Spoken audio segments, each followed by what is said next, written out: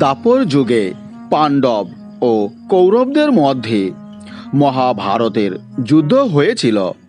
পিতামহ ভীষ্ম, গুরু দ্রোণাচার্য ও অন্যান্য মহাযোদ্ধারা অনিচ্ছা সত্ত্বেও দুর্যোধনের পক্ষে যুদ্ধে অংশ নিতে বাধ্য হয়েছিলেন। যুদ্ধ এড়ানোর জন্য সকলেই দুর্যোধনকে বহু বোঝানোর চেষ্টা করেন, কিন্তু সব প্রচেষ্টাই ব্যর্থ হয়। শেষ পর্যন্ত দুর্যোধন পাণ্ডবদের 5টি গ্রাম, এমনকি সূর্যবিন্দু পর্যন্ত ভূমি দিতে রাজি হয়নি। এই যুদ্ধ কি কেবল দুর্যোধন ও ধৃতরাষ্ট্রের উচ্চাকাঙ্ক্ষার কারণে হয়েছিল কি? পিতামহ ভীষ্মের মতে যদিও যুদ্ধ দুর্যোধনের জেদের কারণে হয়েছিল, তবে এর পেছনে বিদুরের কিছু ভুল নীতি দায়ী ছিল।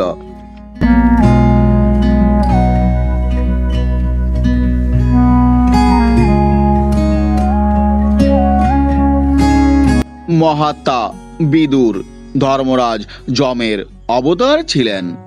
বিদুরের নীতি বিশ্বজুড়ে বিখ্যাত। তিনি ধৃতরাষ্ট্রকে বহুবার ভুল করা থেকে বিরত রেখেছিলেন। ধৃতরাষ্ট্র যখনই কিছু ভুল করতেন, বিদুর তাকে তিরস্কার করা থেকে নিজেকে আটকাতে পারতেন না। ধৃতরাষ্ট্র তার পরামর্শ মানেননি, যার কারণে কৌরবদের বিনাশ হয়েছিল। আমরা যে ঘটনার কথা বলছি তা বারণাবত কাণ্ডের সাথে সম্পর্কিত।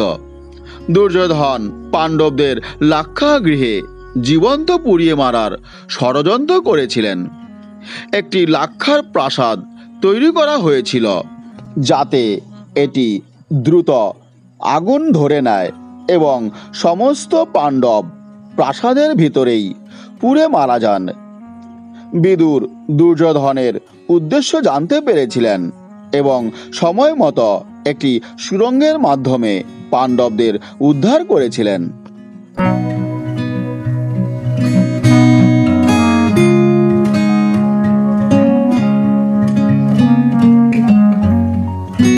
যখন লাক্ষাগৃহ কাণ্ডটি ঘটেছিল, তখন যুধিষ্ঠিরকে হস্তিনাপুরের যুবরাজ ঘোষণা করা হয়েছিল।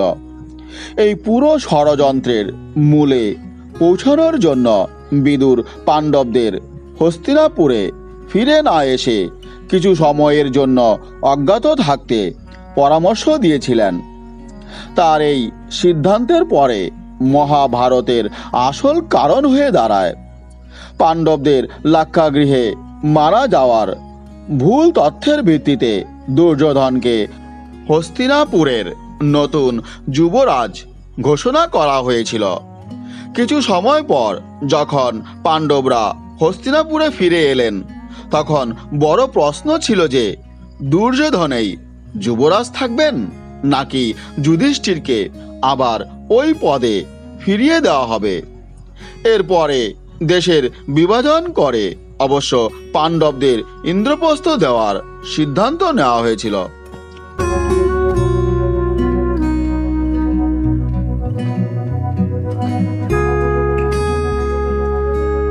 পিতামহ ভীষ্ম কেন এটিকে বিদুরের ভুল বলেছিলেন?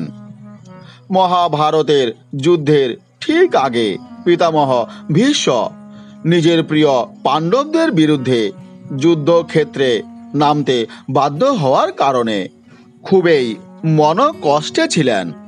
আর এই সময় বিদুর পিতামহ ভীষ্মকে পরামর্শ দেন যে তিনি যেন তার প্রতিজ্ঞা ভঙ্গ করে এবং পাণ্ডবদের বিরুদ্ধে যুদ্ধে না নামে।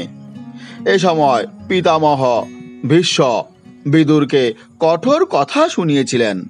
তিনি বলেছিলেন যে বিদুর যদি সময় মতো লাক্ষাগৃহ কাণ্ডের কথা জানিয়ে দিতেন, তবে তিনি তৎকালীন যুবরাজ অর্থাৎ যুধিষ্ঠিরের হত্যার ষড়যন্ত্রের অভিযোগে মহারাজ ধৃতরাষ্ট্রকে দুর্যোধনকে মৃত্যুদণ্ড দিতে বাধ্য করতেন।